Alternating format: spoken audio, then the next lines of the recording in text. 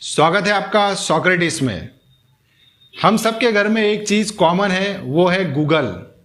Google जो कि दुनिया भर में मशहूर है अपने सर्विस और प्रोडक्ट के लिए, मगर इस बार गूगल इंडिया में आकर फंस गया है।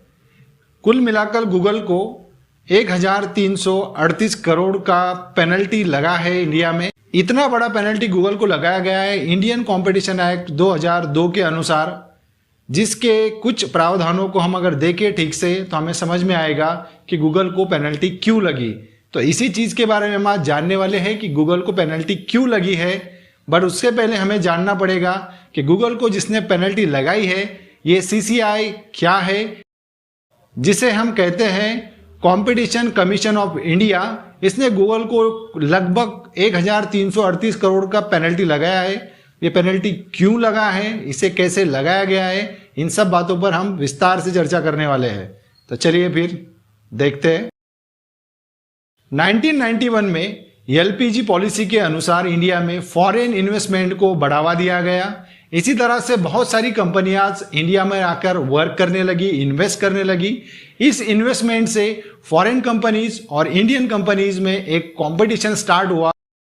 इस कॉम्पिटिशन्स में फॉरेन कंपनीज और इंडियन कंपनीज अगर कंज्यूमर्स के राइट्स को ना देखें तो ये बात गलत है। इसीलिए 2002 में एक एक्ट बनाया गया जिसे कहते हैं कंपटीशन एक्ट।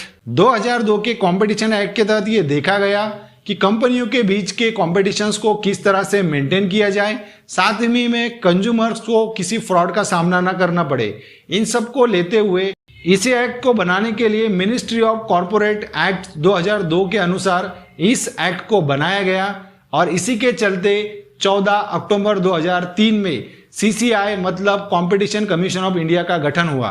मगर इस CCI का एक्चुअली काम क्या है ये हमें सबसे पहले जानना पड़ेगा। कॉम्पिटिशन कमीशन ऑफ इंडिया हमने तो सुना है, मगर इसके काम क्या एक्चुअली सबसे पहले ये हम जान लेते हैं। कंपनियों के बीच हो रहे कॉम्पिटिशन्स में कहीं कंज्यूमर के साथ फ्रॉड तो नहीं हो रहा है, इस चीज़ों पर ध्यान रखना भी CCI का काम है। साथ ही में CCI कंपनीज को किस तरह से काम करना है इसका एक डायरेक्शन देता है। इस डायरेक्शन में अगर कंपनीज फेल होती है तो उनको पेनल्टी लगाने का काम भी CCI करता है। तो सब ऑल ओवर अगर हम देखें तो CCI जो होता है ये कंज्यूमर प्रोटेक्शन के लिए ही होता है। अब सवाल ये आता है कि गूगल को इतनी बड़ी पेनल्टी CCI ने क्यों लगाई। इसका एक छोटा एग्जाम्पल मैं आपको देता हूं। मानो आप कोई नया मोबाइल अगर खरीद कर लाते हो, उस मोबाइल को आप जैसे ही ऑन करोगे उस मोबाइल के अंदर जितने सारे ऐप्स आपको दिखते हैं वो इनबिल्ड ऐप होते हैं। उन ऐप को अगर आप अनइंस्टॉल करने की कोशिश भी करते हो तो वो ऐप अनइंस्टॉल होते नहीं है। जैसे आप यहाँ पर देख रहे हो कि बहुत सारे ऐसे ऐप हैं जो आपको मोबाइल के साथ में मिलते हैं, मगर इसी ऐप को अगर अनइंस्टॉल करने का आपके पास में कोई राइट्स नहीं है। आपके मोबाइल में जो भी एप्लीकेशंस इनबिल्ड होते हैं वो मोबाइल एप्लीकेशन डिस्ट्रीब्यूशन एग्रीमेंट के तहत आपके मोबाइल में दिए जाते हैं, मगर अगर इनको अनइंस्टॉल करने का आपके पास में कोई राइट्स नहीं है, आपके पास में कोई ऑप्शन नहीं है, तो सवाल ये उठता है कि यहाँ पर कंज्यूमर्स के साथ ये ज्यादती क्यों हो रही है। तो इसी के खिलाफ 2019 में सबसे पहले एक आवाज उठाई गई। इसी के तहत CCI ने गूगल को 1338 करोड़ का जुर्माना पेनल्टी लगाया है। मगर बात सोचने वाली है कि क्या गूगल ये सोचकर खामोश बैठा? बिल्कुल नहीं। गूगल ने CCI के सामने अपना डिफेंडर पक्ष रखते हुए कहा कि जब एप्पल जैसी कंपनियां अगर अपने ऐप्स को इनबिल्ड दे रही है तो हमें पेनल्टी क्यों। इस सवाल पर जवाब देते हुए CCI ने कहा कि एप्पल जो है वो अपने प्रोडक्ट को स्मार्ट बनाने के लिए वो चीज़ को देता है, मगर वहीं पर ही गूगल जब किसी ऐप को इनबिल्ड किसी मोबाइल में देता है तो उस ऐप पर आने वाले हर एक ऐड से गूगल अपना पैसा जनरेट करता है, जबकि कंज्यूमर को ये चीज़ नहीं चाहिए। इसीलिए गूगल को इस मेथड के लिए गूगल को 1338 करोड़ का जुर्माना लगाया गया। ये पहली बार नहीं है कि गूगल को जब फाइन लगाया गया या पेनल्टी लगाई गई।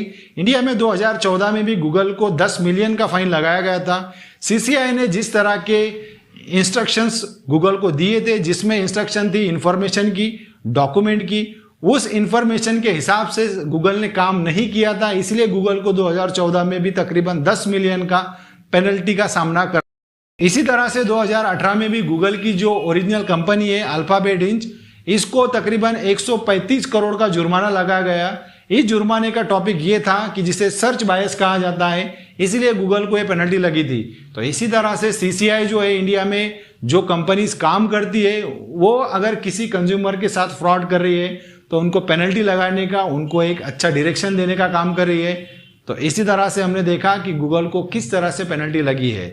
क्या ये पेनल्टी कंज्यूमर्स के लिए यूजफुल है? आपकी राय, आपकी कमेंट मुझे इनबॉक्स में बताइए, कमेंट करिए और इसको शेयर करिए ज़्यादा से ज़्यादा लोगों तक, जहां तक हो सके इसको शेयर करिए। इसी तरह से हम लोग कंज्यूमर्स के राइट्स को प्रोटेक्ट कर सकते हैं। नमस्कार।